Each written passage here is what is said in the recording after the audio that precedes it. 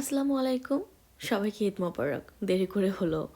তো ঈদের দিন সকালবেলা আমরা ঘুম থেকে উঠে ফ্রেশ হয়ে নামাজ পড়তে যাচ্ছি, ঈদের নামাজ। দেশে কথা বলতে বলতে তো আমরা বার্মিংহামে এবারে আমাদের প্রথম ঈদ, আর এবারে আমাদের প্রথম ঈদের নামাজ। তো ঈদের নামাজটা পড়ে এত শান্তি লেগেছে। তারপরে আমি নামাজ পড়তে যাওয়ার সময় দেখেছিলাম এখানে সব স্টোরগুলো বন্ধ, শুধু এই স্টোরটা খোলা ছিল পঞ্চখানার। ওরা বেশিরভাগই স্ন্যাক্স আইটেম করে, মানে দেশি যে স্ন্যাক্সগুলো পাওয়া যায় ওইগুলো করে।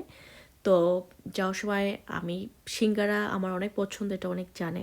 আর আমি সিঙ্গারা দেখবো খাবো না, এটা তো আর হয় না।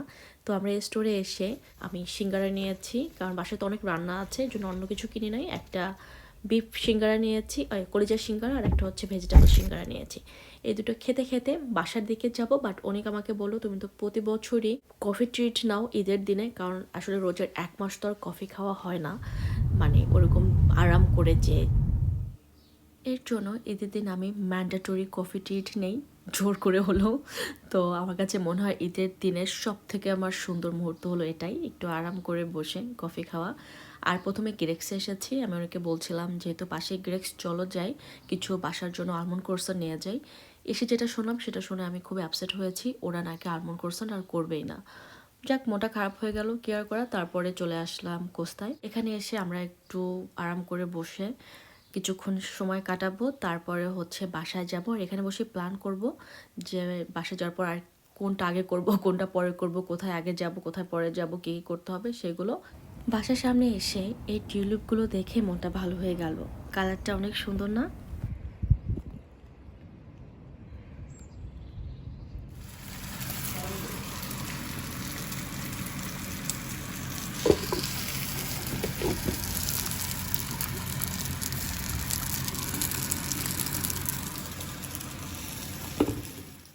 তো আমাদের প্ল্যান হলো প্রথমে বাসায় নাস্তা করে তারপর অন্যান্য কাজগুলো শুরু করব।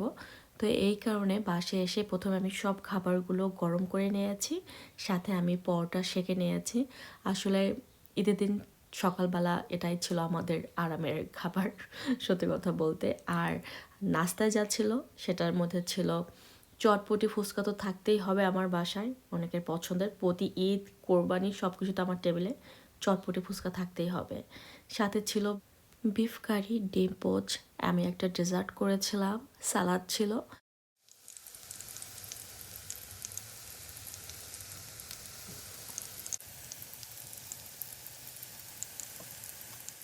আমি দুপুরে খাবার রেডি করতে আসছিলাম, আমি এতই ব্যস্ত হয়ে গিয়েছিলাম যে ফোনটা একটু ধরবো সেই সুযোগটা পর্যন্ত হয় নাই।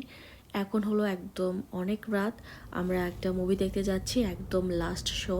আসলে এটা অনেকের প্ল্যান ছিল। তো যাই হোক, কিন্তু আসার সময় আমরা অনেকক্ষণ ট্রাফিকে আটকা ছিলাম, এখন একটু ফাঁকা পেয়েছি।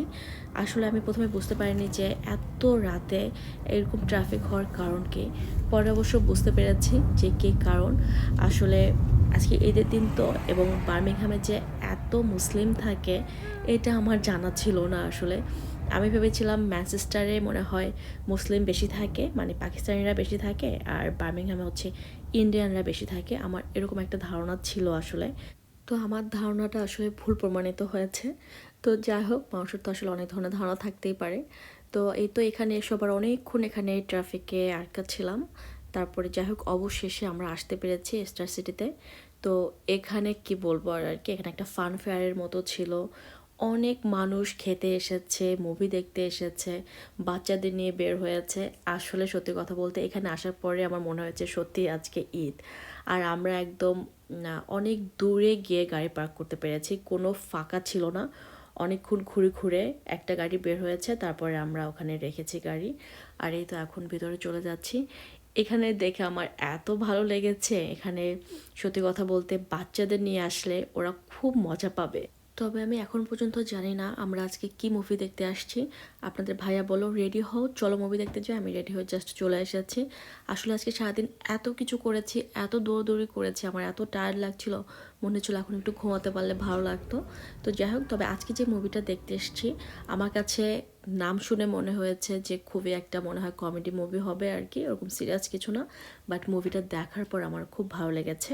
মুভিটার নাম ছিল মনে হয় ছোটে মিয়া বড়ে মিয়া, এরকম কিছু একটা, আমি ঠিক বলেছি কি না বুঝতে পারছি না।